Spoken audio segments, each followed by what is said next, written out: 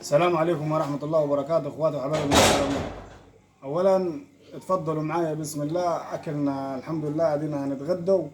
اديكم زي ما انتم شفتوا يا اخواتي وحبايبي، ان انا لما ربنا كرمني ووقف لي بنت الحلال الله يسترها وساهمت معاي وجابت لي التوك توك وخدمتني، بقيت اطلع واجيب لقمة عيش لعيالي، واقدر اجيب شوية فول، شوية شطة، شوية طماطم، علبة جبني، واقدر اوفر لهم الوكل، واقدر ان انا اخليهم محتاجينش اي حاجه. فانا نفسي امنيه حياتي انكم انتوا تقفوا معاي وتخشوا تصلوا على النبي، ولا عشان اكلنا بسيط مش هتصلوا على النبي؟ فبالله عليكم عايز كل اللي يخش يصلي على النبي ويدعي لي دعوه حلوه ان ربنا يكرمني ويحقق لي الامنيه بتاعتي، ان ربنا يكرمني واشتري بيت. نفسي اكون قاعد انا وعيالي، نفس القعده دي تبقى في بيتنا ملكنا، ما بقاش انا ساكن في بيت بالايجار. يعني ممكن احنا وبنتغدوا على كده ممكن اصحاب البيت يجوا يعزون بيتنا، والله يعلم ربنا الواحد قاعد بيبقى خايف.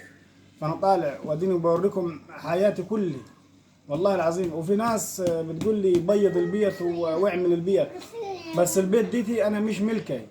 البيت ديتي انا مش ملكي يا اخواتي، انا بيت ديتي متأجر ايجار، انا مستأجر البيت، انا ما امتلكش بيت، انا ما امتلكش غير فضل ربنا سبحانه وتعالى.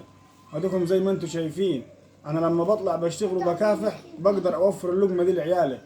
اي نعم هي اكله بسيطه، بس الحمد لله نعمه ورضا. مش شرط يعني ناكلوا لحمه زي الناس، لا، ده لو الاكلات دول كل يوم يبقى نعمه ورضا، والف حمد وشكر ليك يا رب، حامدين وشاكرين. بس نفس ربنا يكرمنا ويبقى معانا هبابة بيت ملك، ما نحتاجوش لحد ولا ندفع ايجار. يعني ال1000 جنيه اللي انا بدفعها ايجار كل شهر لو معي هبابة بيت ملك هتوسع علي، هتوسع علي في البيت في المصاريف. لو ولدي تعب اقدر اوديه للدكتور، بنتي تعبت اقدر اوديها للدكتور. فانا عايزكم تقفوا معاي وتدعموا لي وتبصوا لي بنظره رحمه بس. بصوا على الاطفال اللي موجودين حوالي دول، نفسهم يعيشوا حياه كريمه، نفسهم يعيشوا مستورين، محدش ما يزلوش لحد ولا يحتاجوا لحد. فبالله عليكم، انا راجل تعبان عندي ضمور في العضلات ومش بقدر اقوم من الارض ولا بقدر اتحرك. زي ما انتم عارفين اني انسان عاجز ما بقدرش اقوم، ولما بطلع بجيب لقمه العيش بشرب المر، بشرب المر عشان اركب التوك توك واشتغل. فبصوا لي بنظره رحمه، ببصوا للناس. عايز اوصل رساله للشباب اللي هي قاعده وربنا مديها الصحه ومش قادره تطلع ولا تشتغل. بصوا عليني انا، ديني انسان عاجز في الارض وبطلع وبشتغل وبكافح وبجيب لقمه العيش من برا عشان خاطر الاطفال دول. بصوا علي واعملوا زيي، بصوا علي واعملوا زيي. انتوا تقدروا تطلعوا وتشتغلوا، لكن انا انسان عاجز ما بقدرش اقوم من الارض، بس برضك بكافح وبشتغل وبجيب لقمه عيش لعيالي.